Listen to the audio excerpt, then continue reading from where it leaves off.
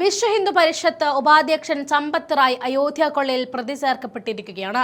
അയോധ്യ പോലെയുള്ള പുണ്യക്ഷേത്രത്തിൽ നടന്ന അത്ഭുതപ്പെടുത്തുന്ന കൊള്ളയിൽ താക്കോൽ കയ്യിലുള്ളവർ മോഷ്ടാക്കളാകുന്നു എന്ന കാര്യം രാജ്യത്തെ തന്നെ ഞെട്ടിച്ചു കഴിഞ്ഞു.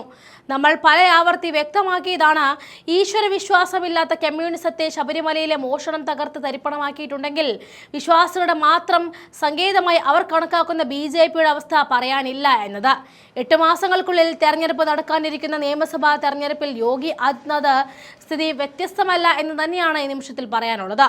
അയോധ്യയുടെ പേരിൽ മാത്രം പതിറ്റാണ്ടുകളോളം പിടിച്ചു നിന്ന ഒരു പാർട്ടി, അധികാരത്തിലെത്തിയതിനു ശേഷവും അതിന്റെ പേരിൽ രാഷ്ട്രീയ മുതലെടുപ്പ് നടത്തിയ ഒരു പാർട്ടി, ആ BJPയുടെ ജീവനാഡിയാണ് അയോധ്യ.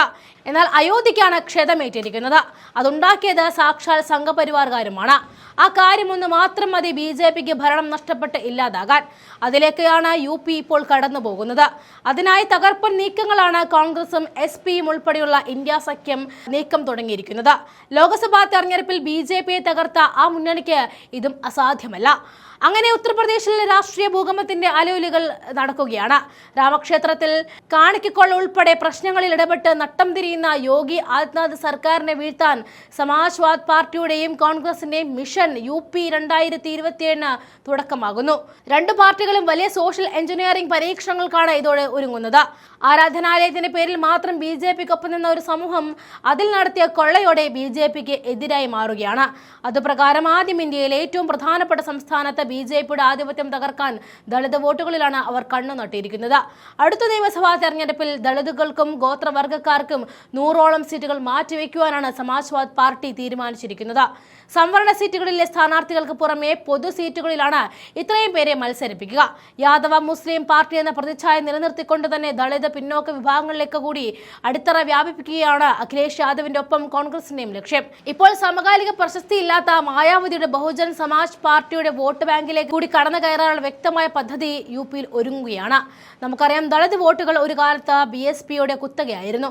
പിന്നോക്ക വിഭാഗങ്ങളുടെ അനിഷേധ ശബ്ദമാണ് BSPയും അതിന്റെ അമരക്കാരിയായ കാൻഷി റാം മായാവതിയും. UPയിൽ നിലകൊണ്ടത് അങ്ങനെയായിരുന്നു. എന്നാൽ ഇപ്പോൾ പാർട്ടി മെലിഞ്ഞുണങ്ങിയിരിക്കുകയാണ്. എന്നാൽ കഴിഞ്ഞ 2 തെരഞ്ഞെടുപ്പുകളിൽ BSPയെ ജനങ്ങൾ കൈവിട്ടു. ആ പാർട്ടി തന്നെ ഇല്ലാതായിക്കൊണ്ടിരിക്കുന്നു. ഇതോടെ വലിയ രാഷ്ട്രീയ ശൂന്യതയാണ് ദളിത് പിന്നോക്ക വിഭാഗങ്ങളിൽ സൃഷ്ടിച്ചിരിക്കുന്നത്.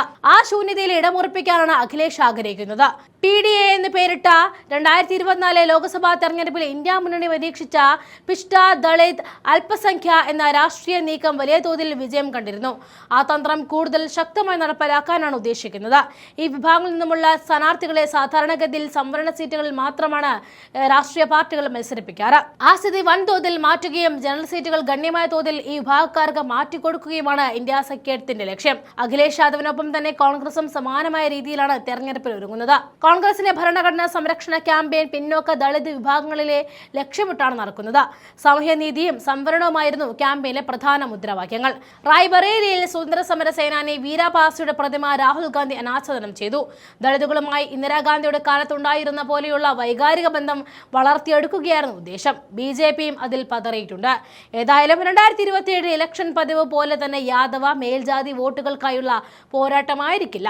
ദളിത് പിന്നോക്ക വോട്ടുകൾക്കായുള്ള അതിശക്തമായ മത്സരമായിരിക്കും ഉണ്ടാവുക. BSP ഇട്ടേച്ചുപോയ ഇടം കൈക്കലാക്കാനുള്ള എല്ലാ തന്ത്രങ്ങളും ഇന്ത്യ മുന്നണിയും സ്വീകരിച്ചു കഴിഞ്ഞു. അതിനെല്ലാം അപ്പുറത്താണ് ഇപ്പോൾ UPയിൽ ഒരു ഭൂകമ്പം പോലെ പ്രകമ്പനം കൊള്ളിച്ച അയോധ്യയിലെ സംഭാവന കൊള്ള മാറിയിരിക്കുന്നത്.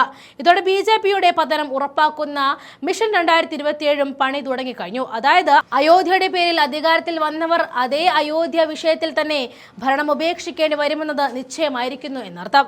അതിനെ വേഗത കൂട്ടുകയാണ് ഇന്ത്യ മുന്നണിയുടെ മിഷൻ 2027.